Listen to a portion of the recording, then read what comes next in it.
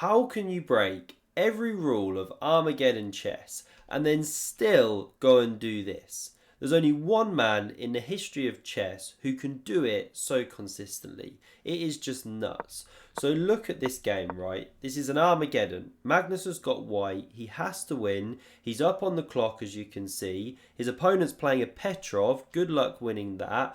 And there's no increment on the clock. So Magnus is kind of playing for the flag here. And by the way, this is to qualify for the AimChess Rapid. So Magnus takes the pawn. He gets kicked back. Black takes here. We get these standard opening moves. Now Magnus takes the centre and an offbeat move by Saric. Because normally here the black players go d5. g6, very rare, although it is computer approved, which is interesting. Stockfish loves it.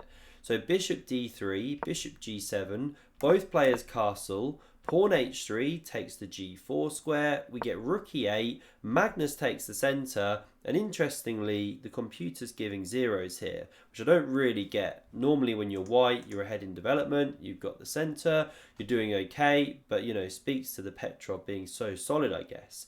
So b6, the bishop prepares to fianchetto, okay, Magnus develops the knight. We get bishop b7, and now Magnus puts his bishop on f4. In a way, e3 looked more logical to me, maybe playing for c5, although then black had some d5 shots. So okay, Magnus maybe plays against d5 here, because now he's got the e5 square, the bishop's opened up, could be knight b5 stuff. So black just develops the knight, and now Magnus goes d5, takes the space, blunts this bishop, although you give up two massive squares here. Now you are kind of stopping knight e5 with the bishop f4. You could take there once and create a bit of a compromised pawn structure, but knight c5 comes, very logical. Magnus saves his bishop, and now black just starts liquidating pieces. You can actually start with bishop a6, was a bit more accurate to provoke b3. But this one comes on the board, still a good move. We get takes, knight recaptures, the bishop's now on the b2 pawn, so Magnus covers, and queen f6. What does Magnus do? We'll now drop the bishop back, a5, looking to stop some b4 stuff, and Magnus just starts initiating piece exchanges. I mean, normally in Armageddon chess, right, you play something funky, you try and shake it up, you look to attack your opponent, you don't play a Petrov, and then start trading off every piece. Check, queen blocks, Magnus takes on e4, the queen captures. I mean, look at this, pure liquidation. He covers his knight.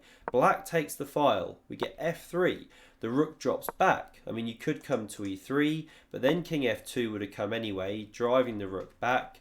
h5 now played, h4 from Magnus, king f6. And now Magnus could trade the rooks already, but he starts with this one and now trades them after bishop c8. These ones come off, king recaptures, bishop d7. How the hell is Magnus winning this position, right? I mean, who plays this in Armageddon chess when you need a win? Well, watch this. Only Magnus does this, right? King f2, g5 played.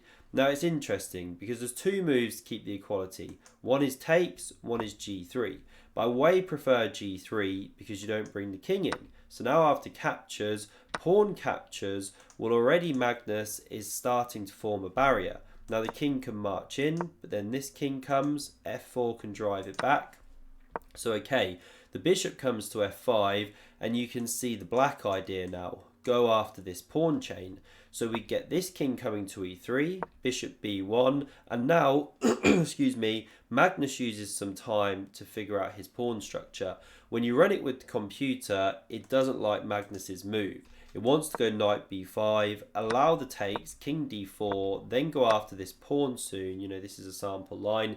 Gives white is a bit better. Okay, still complex. But, well, not overly complex, but still chances for both sides.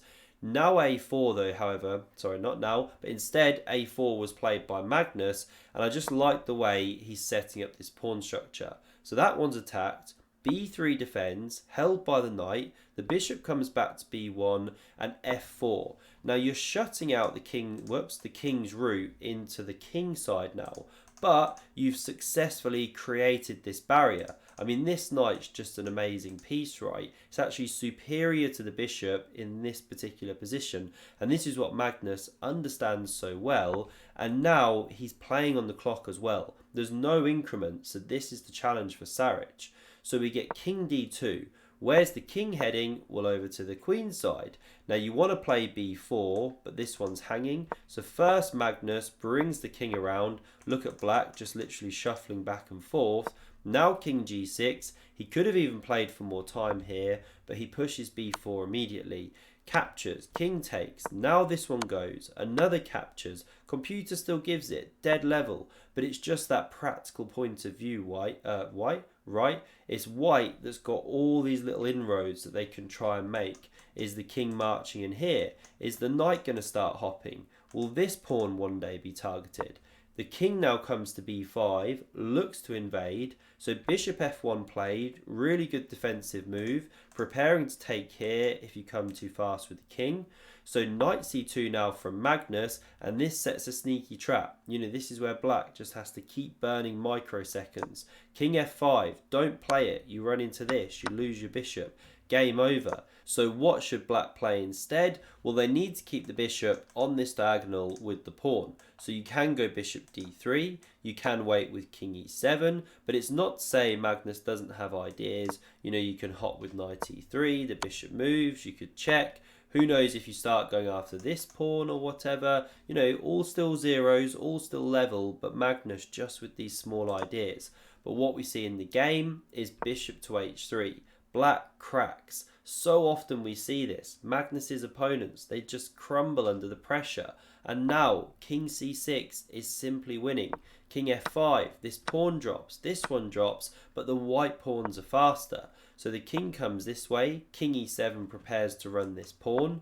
We get f5, d6, f4, and now knight e1 is important because you do have to be prepared to give the knight if that pawn carries on. But in this line, then the c pawn rumbles on, and these two connected are too much. One of them is going to make a queen.